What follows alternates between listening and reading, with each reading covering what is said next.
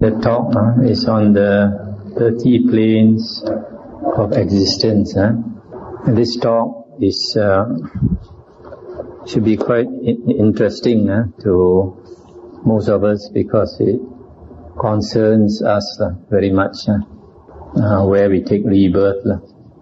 And this talk actually should be quite a long talk. So I probably, to do justice, I would not be able to complete the talk in one session.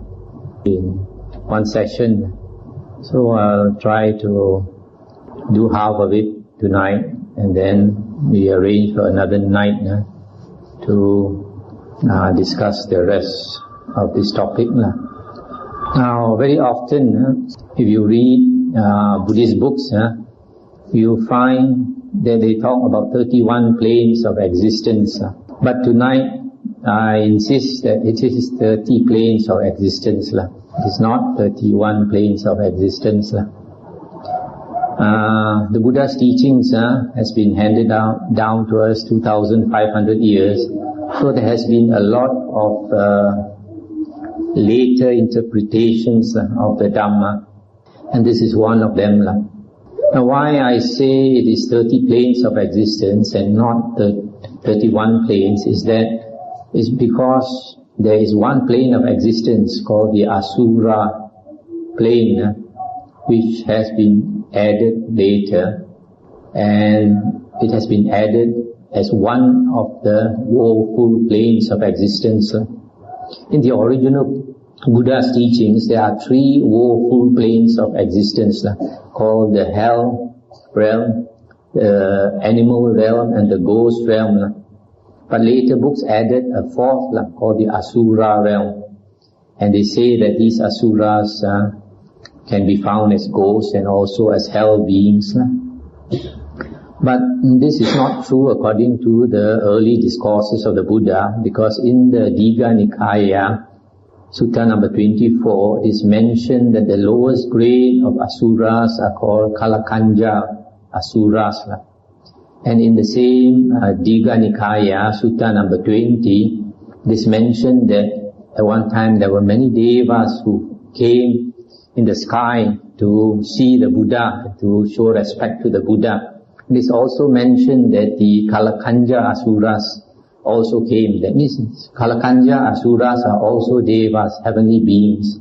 So since they are the lowest grade, there cannot be any lower Asuras, which means that all Asuras are devas, heavenly beings. That's why you have 30 planes of existence. Now these 30 planes of existence is also called the 5 destinations of rebirth, 5 Gati, G-A-T-I, 5 destinations of rebirth. This is found in the early discourses of the Buddha. But later books also talk about 6 destinations of rebirth. And these 6 are also because of that Asura realm.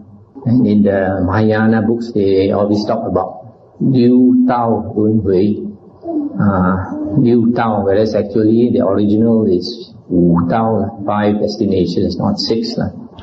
Now these 30 planes of existence are found in every world system, and each world system, according to the Buddha, consists of one sun. One heavenly sun, which means that we look into the sky at night, every star is a sun. So every star represents one world system.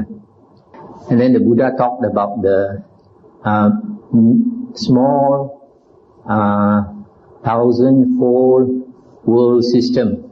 That means about 1,000 suns consists of one small 1,000-fold world system, which nowadays modern science calls a galaxy of about 1,000 stars. And the Buddha also talked about 1,000 of these galaxies, which he calls the middling 1,000-fold world system. There's 1,000 of these galaxies. And then again he talked about the great 1,000-fold world system. That means 1,000 of these middling world systems. So because the Buddha's psychic power is so great, he could see all these world systems.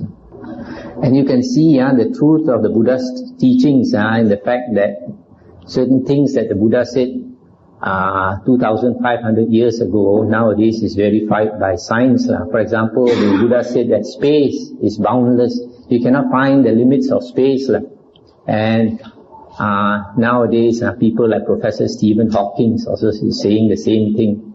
The Buddha also said that time has no beginning and time has no end in the early discourses of the Buddha. And this is exactly what Professor Stephen Hawking is also saying nowadays. Time has no beginning and no end.